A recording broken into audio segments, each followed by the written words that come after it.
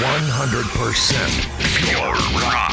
1077 The Bone. 1077 The Bone. That is Pink Floyd and Hey You. I'm Nikki Black and Hey You, Kirk Hammett. Hey, how you doing, Nikki? I'm fantastic. How are you today? I'm doing fantastic as well. You must be. You have a book coming out on Monday. It's amazing. I do. It's called Too Much Horror Business. Thank you for bringing it in tonight because I'm kind of mind blown by it. I was very curious to see how it was going to take shape because you have a massive collection. Yes, I do. When did you start collecting all this stuff? A long time ago. I started collecting this stuff when I was a kid, and I got out of it and discovered this thing called a guitar.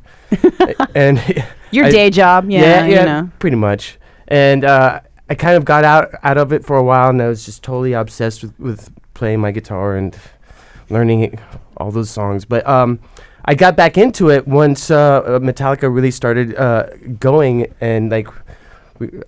Every time I would get just like the smallest check, I would just go down and buy a collectible. So I mean, I started around the time of Ride the Lightning, maybe Master of Puppets. Now, how did you find stuff at that point? Because there was no internet, there was no eBay. Did you have to kind of go digging through flea markets and contacting people? Yeah, flea markets. I would also go down to toy conventions and comic book conventions, as well as just like, antique shops, garage sales, the whole bit. And back then, there's a whole network of people that you can tap into, and kind of like the tape trading, but yeah, totally. And I would get on the phone or write letters and just communicate with people that way, the old-fashioned way. So how many pages is this? Because it looks ginormous. I would say 200. It's looking like, pages. Let's see, I'm looking 216 pages. And you've got multiple things on each page and so many different things here. What is your prize thing, the most difficult thing for you to acquire throughout what is this, 40 years of collection here? I would say, a good 30 years of collecting. Uh-huh. But I mean, it's just like when someone asks me, well, what's your favorite Metallica song? Not your favorite, but your holy grail, the thing that it took you the longest to find. Well, I'll tell you, there's something in the book that I was just so surprised that it still existed, and what that is a costume that Boris Karloff wore in the movie called The Black Cat from 1934. I saw that in an auction catalog, and I nearly dropped the auction book because I was just so blown away by the fact that it was still around and available. And once I got it, the first thing I did was I put it on. It's an 85-year-old costume, and you just threw it on. Oh, totally. Yeah. And it fit me perfectly, which blows me away. So you and Boris were tight, we were brothers from another mother. Totally bros. So after you took it off, what do you do with something that's that delicate? I'm guessing it was delicate at this point because it's been around for so long. Did you have to have any kind of restoration done to it, or is it just cool? You just throw it on the bed? It was in good shape. What I did was I had a mannequin made of Boris Karloff in character, and I put it on a mannequin, and it sits in my basement now. Yeah. Which Insane. begs the question, with 216 pages of posters and toys and promotional items and props, how do you find space for all this? Does some of it get archived in storage, or is your house now a giant museum? Did you have to buy a second house to fit everything? It's a little bit of a problem being able to display everything, but what I do is I put a lot of things in rotation. And I'll put something up for a while, and when I decide that it needs to be switched out for something else, I'll bring something else in. But yeah, basically, I'm always trying to figure out how I can display more stuff, and I just wish I had that much more wall space. Wall space is a pretty high commodity in my house. Do you think that, I noticed Kat Von D has opened an art gallery / museum. Have you ever thought about finding a space and publicly displaying this stuff? Oh yeah, totally. Yeah? Yeah. That's something that I've been throwing back and forth in my own mind for a while now. And it might happen. We'll just see. But I would love to. It would be a very, very cool thing to be able to display this stuff and make it accessible to the public. So the book is Too Much Horror Business, the Kirk Hammett collection. Kirk is in the studio with me tonight, and we are going to talk about the book release party, which is going to be massive, in just a few minutes on 107.7 The Bone. 107.7 The Bone and the Red Hot Chili Peppers with Give It Away. I'm Nikki Black, and I don't think I'm giving away any secrets anymore. In the studio with me is Kirk Hammett, and it's official. You are having a book release party. Yes, I am. November 1st. Yes. And tickets went on sale to Met Club already because Metallica Fan Club, you guys do some pretty amazing stuff with that. Well, thank you. I mean, the access that you give people on Met Club is pretty wild. I mean, just from the Fillmore shows alone, it kind of blows me away. It's really important for us that we can give that to our Met Club members. We try to make the Met Club as good and as cool as possible with a lot of access, and this is just another example of it. What we're doing is we're giving some tickets away to Met Club members, but we're also opening up this party, which is like a very private book release party. We're opening up tickets that are going to be available to the public, and so it's going to be a very, very cool thing. So a small amount of tickets will be available to people. I'm guessing mostly people who already live in the Bay Area, because it's going to be a little tough to travel here between now and November 1st. But the party is on November 1st. Yes. And, which is Day of the Dead. Dia de los Muertos. Yes. I hope I said that right. Wow, that was good, Nikki. Really? Because every time I say taqueria, somebody gets mad at me that I said it wrong. Well... It's probably from living in California all my life. It's the mission. It is. It's the best place to get a burrito. For sure. I grew up there. I know. He's looking at me like, do not start talking about burritos. I have this thing where I interview comedians every week, and every week we degenerate somehow and end up talking about burritos. So just to get it out of the way, favorite burrito ever? Where in the Bay Area? El Faro. Because I've been going there ever since I was 6 years old. Okay. Yes. So the good news is people can get tickets starting tomorrow morning, general public, tomorrow morning, 10 a.m. at ticketfly.com. Is that right? That is correct. Now, because this is a small private party, there's only going to be a very small amount of tickets available, so people should probably be right on it at 10 a.m. at ticketfly.com. Absolutely. And like I said, we're opening up only a limited number of tickets to the public. And if you want to get them, you got to get them soon. And I hear through the grapevine that you're a big fan of Halloween parties. I love Halloween parties. I love dressing up. I used to have a annual Halloween party where me and my friends would just go nuts and scare as many little kids as we possibly could. But this party, no kids, I'm sure, right? No. So you'll be dressing up? I always dress up on Halloween. Halloween is my bona fide favorite holiday of all time. Are you going to be wearing the Boris Karloff costume? No. Maybe not. But No. do you? Is it a surprise what your costume's going to be, or do you want to say? No big surprise. I mean, I love wearing fangs. That's all I have to say. So whatever it is, it will be I was just like biting things. We're not going to take that out of context at all. So the book is Too Much Horror Business, and it's released on Monday through Barnes & Noble and pretty much all the usual book outlets, whatever you can still find. But it's not a digital release. It's only an actual book, correct? Yes. I mean, if you really want to get the full impact of the book, you have to like hold it and look at it and have a tactile sort of experience with it. And I mean, if you look at it on a screen, you're not going to get the same effect. So, boys and girls, go out there, buy the book, and have fun with it. Get old-fashioned with these old horror movies. How recent do you get with the collection that's in the book? I mean, you start obviously way back in the very beginning. Yeah. 20s, 30s. I think it goes up until like maybe the 90s or so. But, I still am up on all the current horror movies. There's a lot of great horror movies that are coming out right now. It's amazing. I mean, and the whole zombie thing is insane too. But how much do you love that the CDC actually has a zombie apocalypse plan in place? I love it to death. There are actually private security companies now, like Blackwater style private security companies, that are holding conferences on zombie apocalypse response. Wow. Maybe they know something we don't. They might. They actually might. So I guess, I'm assuming that the horror genre is broken down into mostly by decade? Yes, it starts in the 20s and it goes to the 80s and beyond. Do you have like a handful of favorites that you would want to recommend to people who are getting into the genre throughout the decades that would be, I mean, because obviously you can't pick one, but maybe just like a few that you would say, okay, well, if you're getting into the horror genre, you should go back and start with some of these. Oh, you're talking about movies? Uh-huh. Yeah. Well, I mean...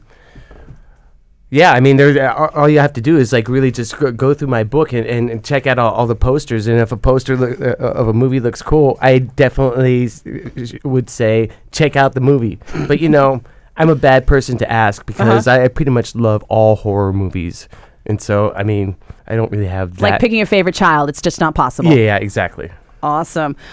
So I think that how about a favorite director? I love David Cronenberg. I love Stanley Kubrick. I think Stanley Kubrick probably made one of the best horror films of all time, which is The Shining. And I love Lucio Fulci. I love George Romero, John Carpenter. The list goes on and on and on. Anybody you feel didn't really get and they're just due? That was a horror director or producer or somebody that was responsible for movies? Because that always seems to happen. There's always the underground guy. Yeah, I mean, there's so many underground directors and so many films that really did not get their just fill. I mean, the list is endless. I mean, there are a lot of great horror films that just no one really knows about. And I mean, just right off the top of my head, one great horror film that not a lot of people know about is this one film that came out in the 70s. It's one of my favorite films. I saw it in the theater when it came out, and it's called The Thing with Two Heads. I know, sounds crazy. But well, because they all had really basic names for a while, right? Yeah. The Thing with Two Heads, The Man with Two Eyes, or whatever, just like weird stuff. But I mean, if you look at the movie poster, the quote at the top of the poster is great. It says, "They transplanted a white bigot's head onto a soul brother's body." And what it is awesome. Yeah, it's Rosie Greer. That's so 70s. Yeah, it's totally Rosie Greer. He was a actor in the 70s. He was a football player. He gets the head of Ray Milland transferred onto his body, and Ray Milland is this like total like white guy who was a bigot in the film, and it's a hilarious movie. I have a question. A lot of these movies are becoming public domain because they are so old. And I know that some of the guys who used to be in Sacrilege BC took Nosferatu and recreated a soundtrack to it. Has anything like that interested you now that these things are kind of becoming available or acquiring anything like that? Well, it's great when great for people like me who want to make guitars out of stuff like this. I mean, we don't have to like pay anyone off, which is great. Funny you should mention that because I'm actually working on making a Nosferatu guitar, and I had just made a White Zombie guitar, and both those titles are in the public domain. And so I'm thinking, well, if they're in the public domain, maybe I can mass produce them and make them available through my website, which is kvhtoys.com. Oh. And I mean, it's a cool thing because when I make these guitars, I know a lot of people are interested in maybe getting their own copies, and if it's public domain, it makes it all the much more easier. How many, because I noticed that the guitars are also in the book, the Too Much Horror Business. How many different horror-themed guitars do you have now? Not too many. It takes a long time to have them made. Just working on it graphically, it takes a long time just to make sure that everything looks right and everything's balanced and looks great when you look at the guitar. And then they have to actually like produce the guitar. So, I mean, the whole process takes, I would say, like a year and a half. And so, it's really difficult for the ESP, the guitar company, to work on something. Two guitars, three guitars simultaneously. So specialty. Yeah, I mean, because it's a custom thing, and they only have certain people who can do certain things, and it just takes a while. So I only really have like 5 or 6, I would say. Okay. Yeah. Kirk Hammett is in the studio with me tonight. The book is Too Much Horror Business, the Kirk Hammett Collection. And the book release party is happening on November 1st at the Public Works. It's going to be a smashing party. You're going to have bands and we are. performers and sideshow stuff. And there's going to be burlesque dancers, fire eaters. It's Day of the Dead, so there are going to be people who are made up as Day of the Dead. I will be hosting, and it's quite possible that I will be dead as well. All right. Can't wait to see We're that. looking forward to it. A limited number of tickets are going on sale to the public tomorrow morning at 10 a.m. Wait, right? what about the pink fairy thing? Oh, yeah. Okay. You're mean. So you brought it up? I brought it up off the air, Kirk. I was this year. I was going to actually go because everybody expects me to do something dark and evil for Halloween because I have every year. I've been an executioner. I've been Alice Cooper. I've been Marilyn Manson. I've done it's always something like that. And this year I thought I would surprise everybody and go like pink fairy with like a blonde wig and a big pink fairy wings and a little pink fairy dress. And I was like, is scary to me. See, that's what I thought. That's right in step. It's gonna scare the crap out of everybody. But since now I'm going to be hosting your Dia de los Muertos event for the book release party, I can't do that. I'm scrapping the fairy idea, and I'm going to have to go with something like horror, evil. I'm just going to go, back to basics. And that's good too. I love it. Kirk Hammett's in the studio with us tonight talking about his new book, Too Much Horror Business, and, of course, the book release party. Tomorrow morning at 10 a.m., if you want to try and get in on that bad boy, ticketfly.com is where you can buy tickets. 107.7 The Bone, and in the studio with me tonight, I have Kirk Hammett, who has a new book out on Monday called Too Much Horror Business, the Kirk Hammett Collection. You can pick it up at Barnes & Noble or any bookstore, but you have to go to a book outlet to get it because it's not available digitally, as it should not be, right, Kirk? Absolutely not. Plus, there's going to be a book release party at the Public Works on November 1st here in San Francisco. Tickets are on sale tomorrow morning to the public at 10 a.m. at ticketfly.com, or if you're a Met Club member, you can get them now. Yes. Is that through Ticketfly or is that through metclub.com? That is through metclub.com. Excellent. And if Met Clubbers haven't gotten their tickets yet, they can still get those. They're on sale still for Met Club. But a very limited number of tickets. Right. Well, limited number just because it's a private party, basically, right? Yes. And the party going to have some bands, some burlesque dancers, some fun stuff. Yeah, we're going to style it out. It's going to be a really, really great event. And, it's Day of the Dead, so we're going to roll out all the good stuff. We're going to have pieces of my collection there. It's going to be a lot of fun. Awesome. And the book, Too Much Horror Business, where did you get the title from? I mean, some people it's obvious, some people not so much. Yeah, it's actually the title of a Misfits song. And when I heard that title, I just thought, oh my God, that's just like such a brilliant title for a book if I ever do make a book. And this was I was thinking this 15 years ago.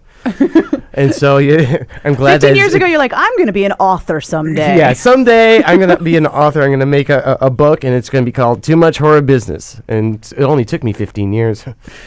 So when did you really start making the book? About 3 years ago. Seriously, 3 years ago? Seriously, 3 years ago. And now you're breathing a huge sigh of relief that it's a real thing. I'm so happy that it's out now. It's just I can't believe that I actually pulled it off. Because I'm the biggest procrastinator in the world. So I'm really happy.